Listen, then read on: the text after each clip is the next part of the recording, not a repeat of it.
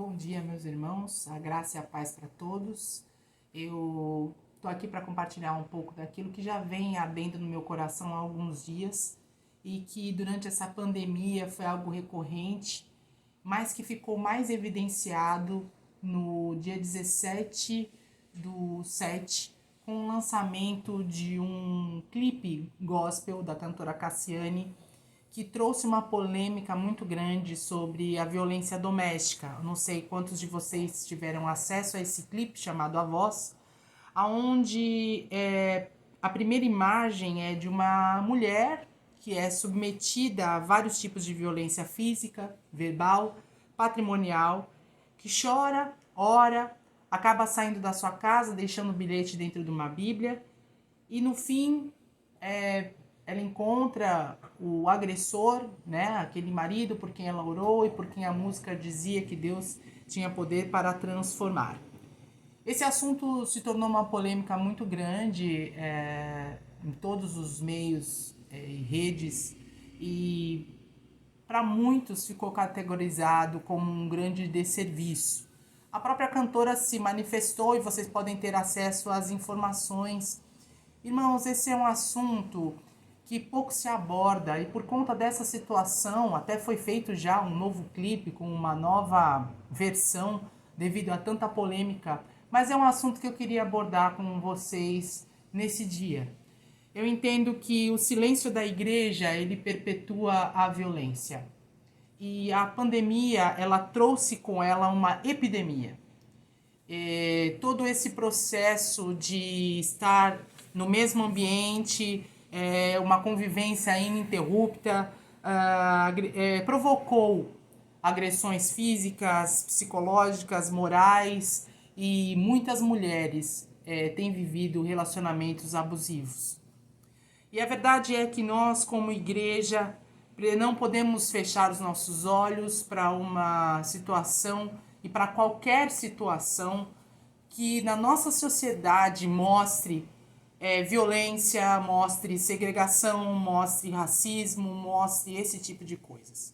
E eu queria ler com vocês o texto de João 8, onde Jesus estava no Monte das Oliveiras. O versículo 1 diz isso: e ao amanhecer ele apareceu novamente no templo, onde todo o povo se reuniu ao seu redor, e ele se assentou para ensiná-los. Os mestres da lei e os fariseus trouxeram-lhe uma mulher surpreendida em adultério, fizeram-na ficar em pé diante de todos e disseram a Jesus: Mestre, essa mulher foi surpreendida em ato de adultério. Na lei de Moisés nos ordena apedrejar, mas nos ordenam apedrejar tais mulheres. E o Senhor o que diz? Eles estavam usando essa pergunta como armadilha a fim de terem uma base para acusá-lo. Mas Jesus inclinou-se e começou a escrever no chão com o dedo. Visto que continuaram a interrogá-lo, ele se levantou e lhes disse: se algum de vocês estiver sem pecado, seja o primeiro a tirar pedra nela. Inclinou-se novamente e continuou escrevendo no chão. Os que o ouviram foram saindo, um de cada vez, começando pelos mais velhos. Jesus ficou só com a mulher em pé diante dele. Então Jesus pôs-se em pé e perguntou-lhe: mulher, onde estão eles? Ninguém a condenou? E ela respondeu: ninguém, Senhor, disse ela. Declarou Jesus: eu também não te condeno, agora vá e abandone a sua vida de pecado. E por que eu estou tocando nesse assunto e quero falar um pouco sobre isso, irmãos? Porque Jesus, ele impediu um feminicídio. Nesse momento aqui, existia uma grande cilada para Jesus. Porque o que acontecia naquele momento era os judeus, que eram um povo e tinham as suas leis, estavam debaixo do governo romano. E o governo romano tinha as suas leis. E no governo romano não era para matar e apedrejar alguém pego em ato de adultério. E nas leis judaicas, sim. Só que existem duas questões muito sérias aí. E a omissão escandalosa que existe nesse texto é justamente a seguinte: a lei de Moisés, a Torá, ela dizia que se um homem adulterar com a mulher do seu próximo, ambos deveriam ser apedrejados. Ambos deveriam ser colocados ali para ser mortos e apedrejados. No entanto, quem trouxe essas mulheres? Os maiores dos maiorais, que eram fariseus e escribas. Levaram-na diante de Jesus para colocar Jesus numa cilada. Porque se Jesus fala apedreja para cumprir a lei dos judeus, ele estava indo contra a lei romana. E se Jesus falasse não apedreja, ele estaria ainda contra a lei da Torá, contra a lei de Moisés. Então, além de ser uma situação onde era injusta, porque só a mulher foi levada diante de Jesus, e para alguns teólogos isso chega a ser até um suposto adultério, porque deveriam ter duas testemunhas para isso, também era uma cilada para Jesus. E foi interessante olhar para esse texto e perceber o seguinte: a mulher não adulterou sozinha. Se ela foi pega em ato do adultério, tinha um homem, tinha que ter alguém ali com ela. A cilada para pegar Jesus, que os fariseus estavam tentando emboscá-lo dentro de um contexto de lei, era séria, mas Jesus naquele momento se importou com aquela mulher ao ponto de impedir que ela fosse morta. Jesus impediu esse feminicídio.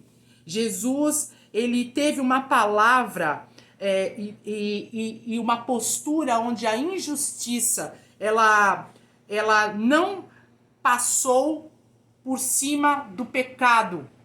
Ela foi feito para aquela mulher a atenção que deveria ser dada, dizendo para ela assim: olha, vai, não peca mais, muda de vida.